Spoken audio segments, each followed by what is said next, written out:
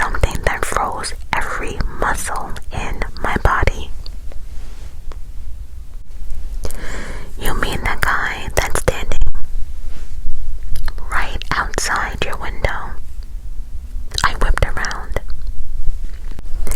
Then I ran over to the window. I thought I saw a flash of movement, a sweep of black, but only for an instant. Or was it just my imagination? The grass rippled in the wind and the pine trees swayed, but the sidewalk and the streets were empty. I saw him each of your videos, I stuttered, wearing all black, right, with the hat and that long jacket, and I only saw him in your video, Greta replied. You're saying you saw that guy in our videos? I nodded. But the confused letters from the other player told me they hadn't seen him. Only Greta had seen him walking by, but behind me. I bit my lip, my hands frozen on the keyboard. Weird coincidence, Zach said finally. But a lot of people wear black coats and a lot of bald guys wear hats. But he was limping too. Glitch in the Matrix kind of thing, then, Zach replied, shrugging. I don't know. Can we please resume playing the game though? Greta started up again and I leaned back in my chair, sighing. I tried to forget about the man and put all my focus on the game. For almost an hour, everything went fine, and then I saw it.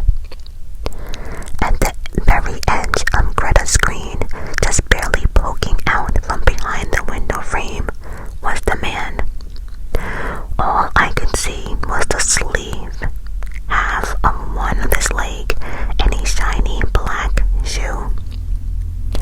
How long has he been standing there? Greta, he's right outside your window, I nearly shouted. Greta paused for a second, then she got up, went over to the window, and peered out. I don't see anyone, she said finally, sitting back down. But the instant she sat back down, he stepped out into frame. He limped out into view onto the sidewalk. I still couldn't see his face, but I can tell that his head was turned, as if he was looking into Greta's window. He made his way down the sidewalk and disappeared, and then stepped into Johnny's video. His stride didn't even break. It was like he had just seamlessly walked from one video feed to the next. He walked down the sidewalk outside the Starbucks, his head still turned, as if he was staring in at Johnny, and then his shadow appeared behind the curtains at Zach. He appeared to slow down, like he was taking his time, staring in at Zach through the curtains. His faltering, limping step jerked his whole body as he made his way across. Then he walked out of view, and I knew it was my turn. I jumped out of my chair and ran to the window. Half of me expected to see nothing, just an empty street and a sidewalk. But no, it was not empty. In the darkening dusk, I can see the man standing on the other side of the street, eyes hidden in the shadow beneath his hat. My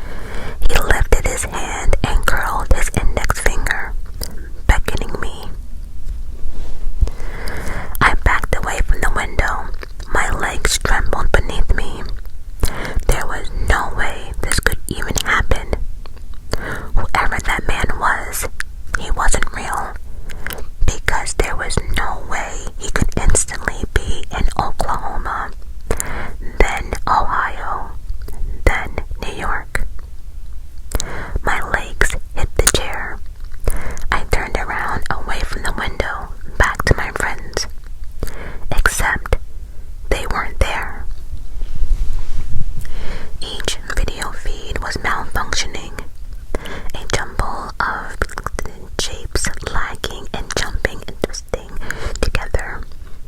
Greta, Johnny, Zach, I shouted. Only a distorted series of clicks answered me.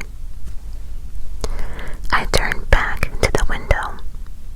The man was closer now, standing in the middle of the street. I opened the window. "Hey, get out of here," I shouted, trying to hide the fear in my voice. "I'm calling the cops." I ran around the house, making sure every door was locked. Then I went up to my room and locked the door, hid myself in the blankets and began to sob. But I didn't call the cops, because I finally knew why he looked familiar. Senior year, the party, the four of us piling in the car, my car. "I feel fine," I said, wavering off any concerns about driving drunk. But I was drunk. I was drunk as fuck. Just not totally blackout drunk like the other three. I was the only one who seen the man walking out into the crosswalk. The tall man, dressed in black, which camouflaged him in the night. But I didn't see him soon enough. The brakes screeched underneath me, but it was too late. A sickening thump. A hat went flying off into the darkness. What was that? Greta slurred from the back seat as Zach puked and Johnny drifted in and out of sleep. Nothing, I replied, before gunning it and tearing out on into the highway. I pulled the blankets tighter around me and prayed for him to leave me alone. But even now, I can hear something above me, coming from the attic. Thump, thump, thump. The footsteps of a limping man. I'm not sure I'll survive the night. I'm writing this so at least somebody knows what happened if I don't make it. Again, I'm sorry.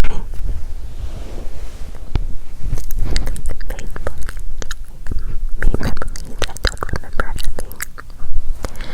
If you're on Facebook, you notice they sometimes show you throw back the old memories, old photos you posted, old status updates, that kind of thing. Usually they're super cringy. At least they are for me anyway. I used to be one of those girls that posted everything on Facebook.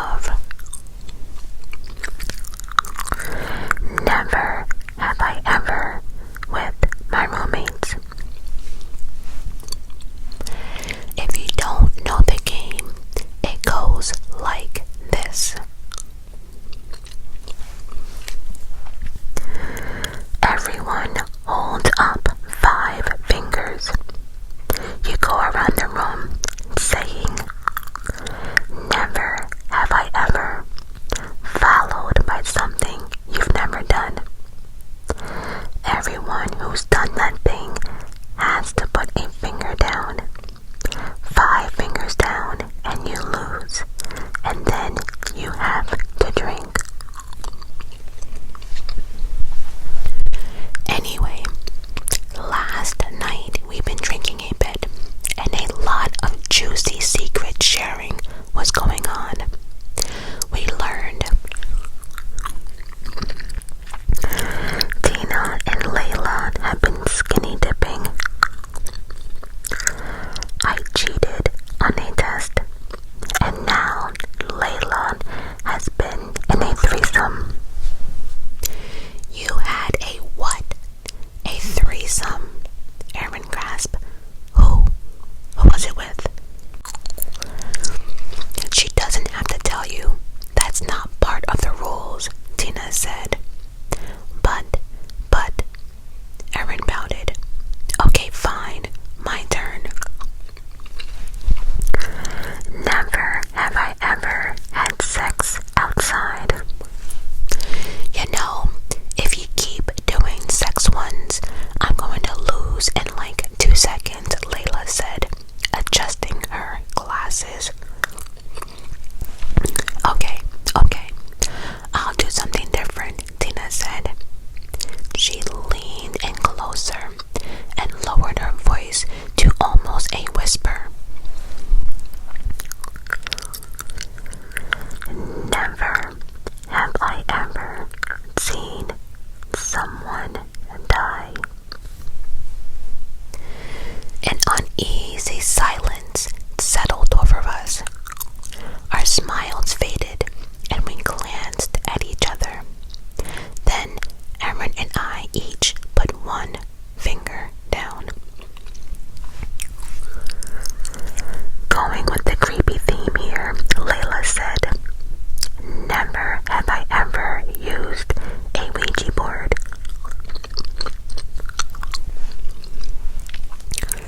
Aaron and I again put one finger down. It was back in September, shortly after that girl, Lucy, disappeared. 1 year above us, majoring in art history. Looking back on it, it wasn't the most respectful thing to do. She was dead, probably, and here we were making some spooky thing out of it. Although, not to shift blame, but it really was Aaron's idea. Your turn, Layla. Right, okay.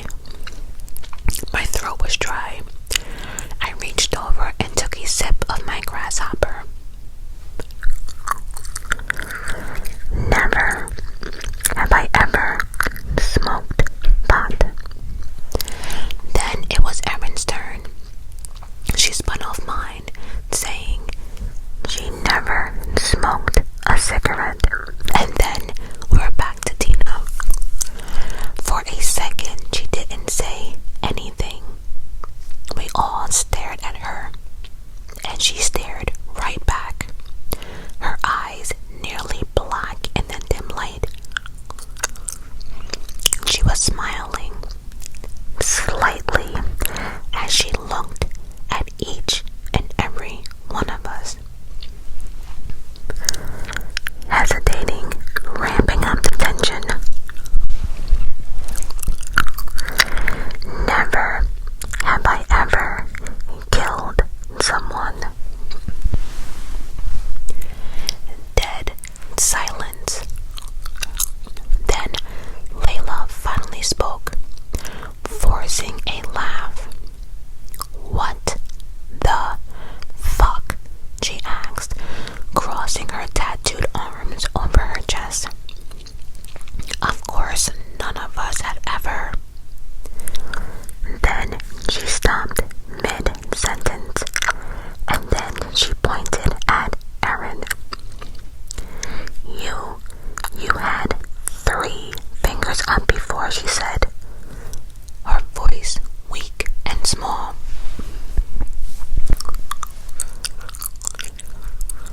I looked at Aaron. She sat there, stone-faced, holding up her pinky and ring fingers.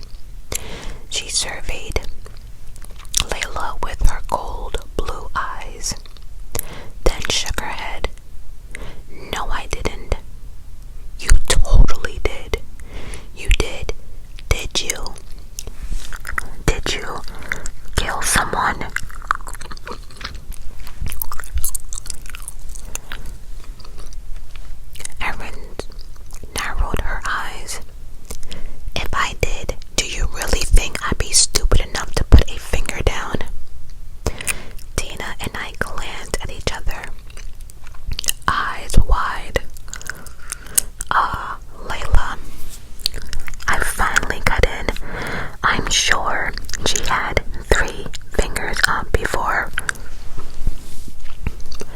You sure? You sure you saw her?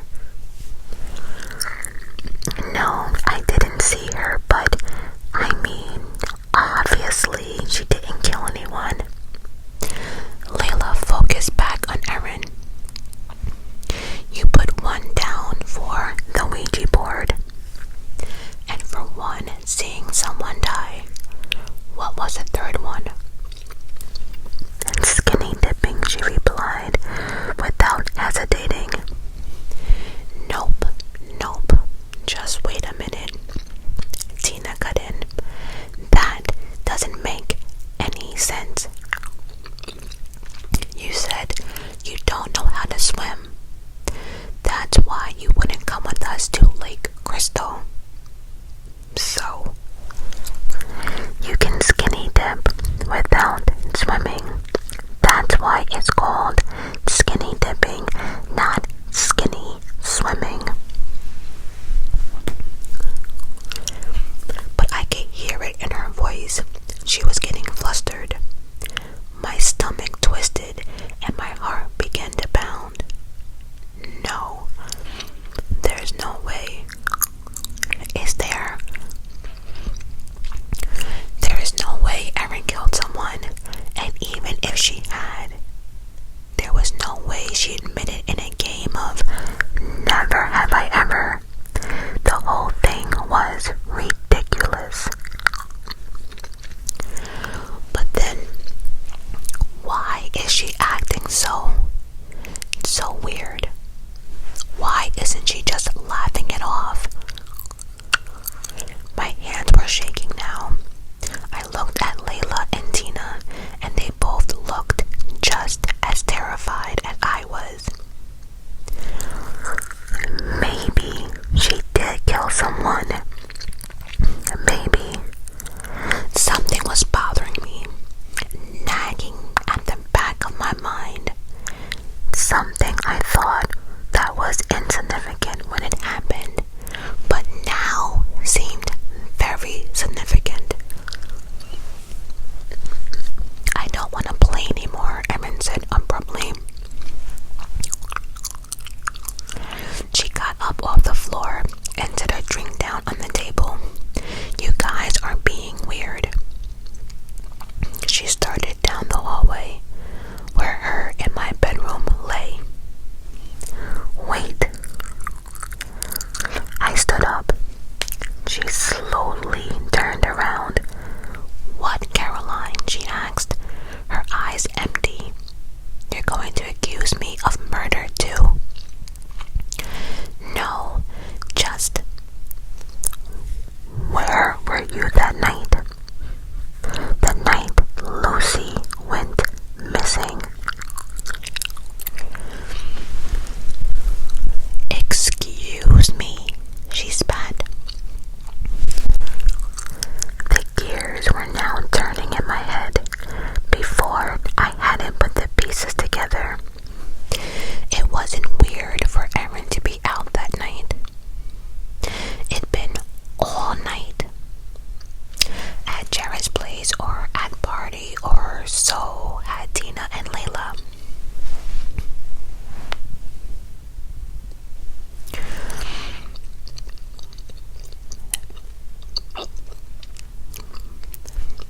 I don't know why that last line just sent chills down my spine, but again the gears were turning in my head. Before, I hadn't put the pieces together. It wasn't weird for Erin to be out that night.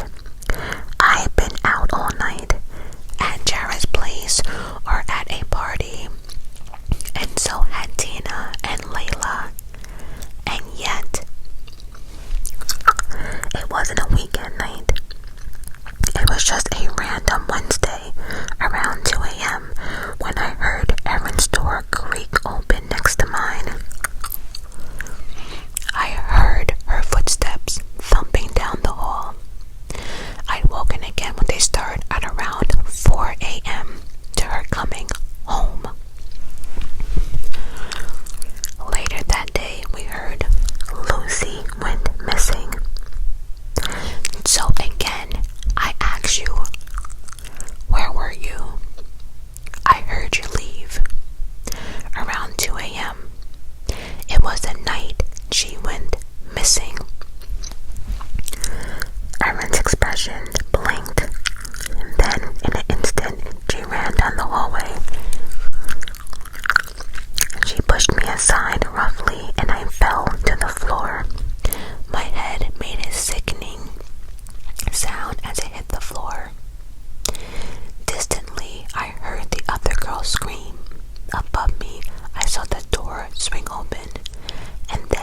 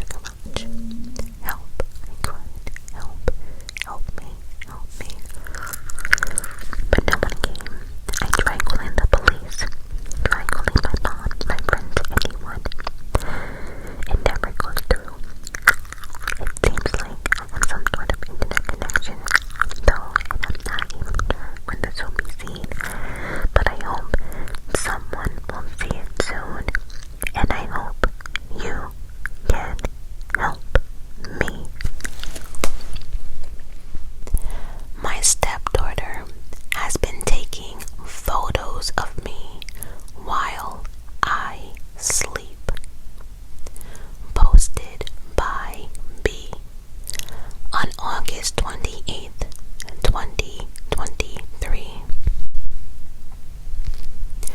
I don't know what to do. I'm really freaking out right now. Apparently, my stepdaughter has been taking photos of me while I sleep.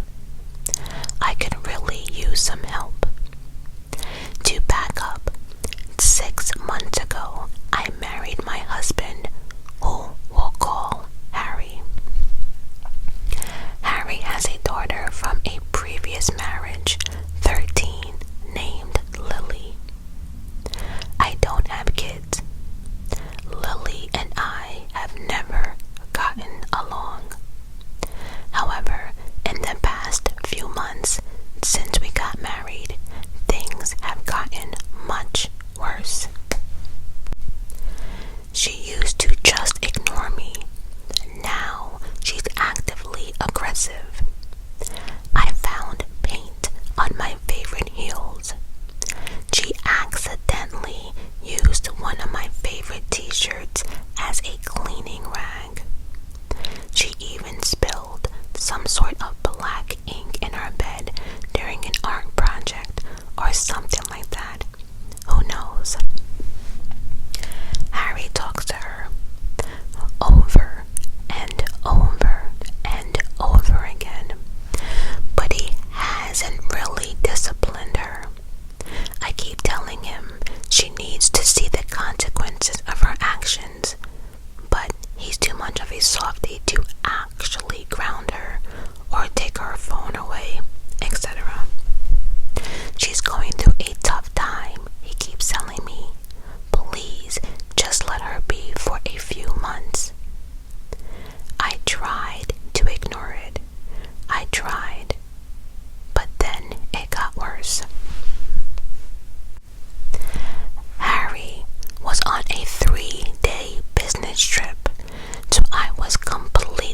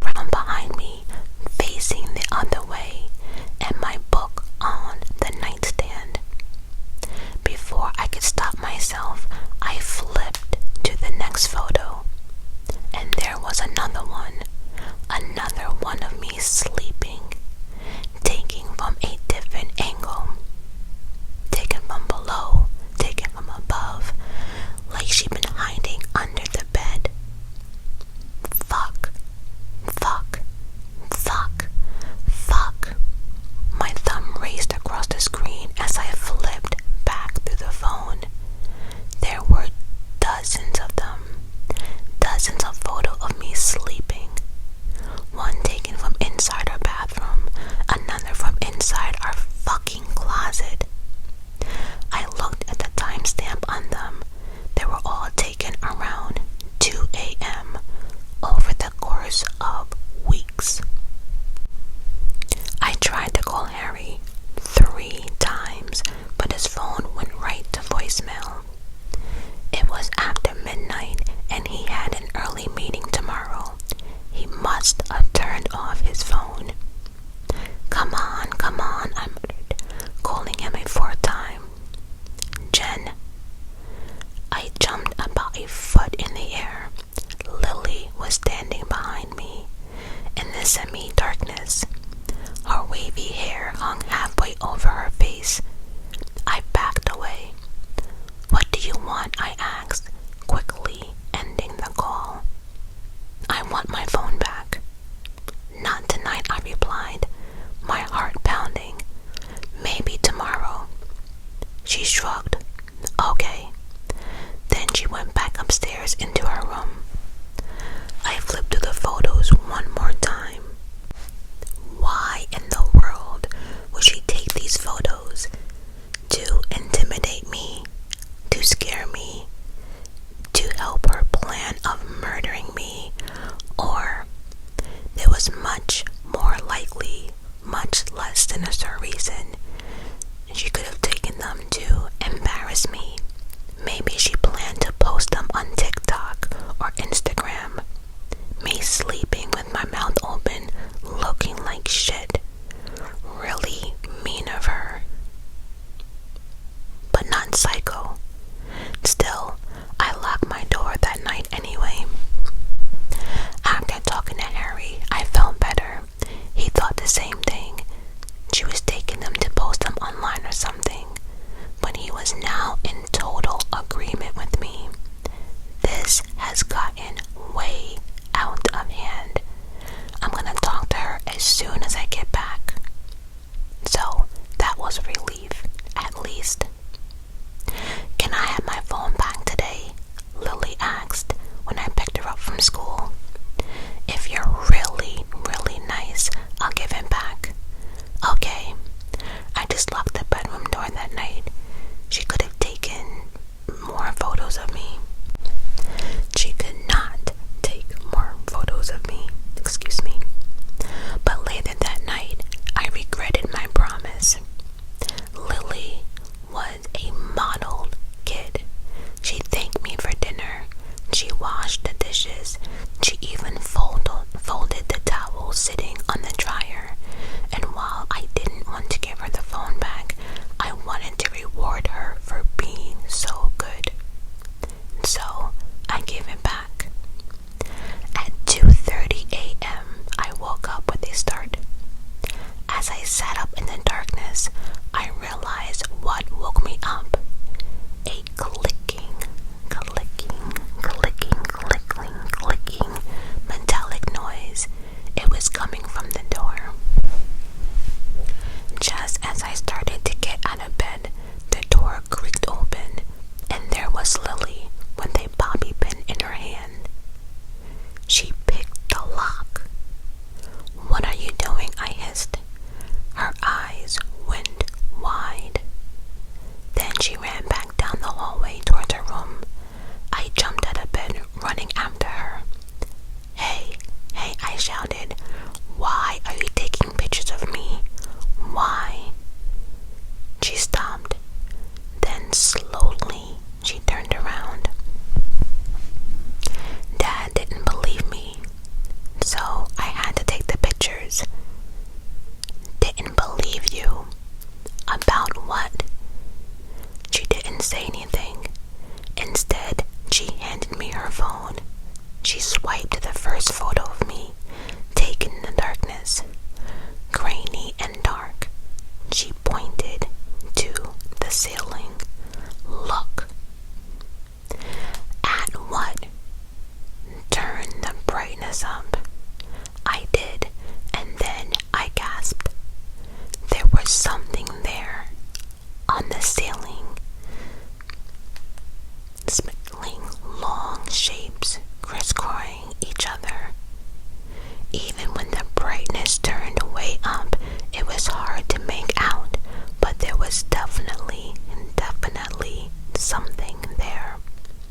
she flipped to the next photo, and the next, and the next. My heart began to pound. It was like watching one of those old flip books animation. In slow motion, with each swipe, the thing on the ceiling unfolding itself, and began reaching for the bed. I stared at the final photo, the one she'd just taken minutes ago, me sitting up in the bed, my face twisted in anger and shock as I cried out for Lily. And behind me, with long skinny arms reaching for me, the phone fell out of my hands. Dad didn't believe me. When I showed him the pictures, he didn't see it.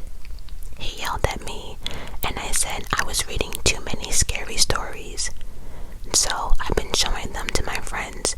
We've been trying to figure out what it is, but we don't know. Lily and I are staying at a friend's place for the time being. We're not going back there. Not until we talk to Harry. Not until we figure out what that is. Does anyone know what this could be? We've been searching non-stop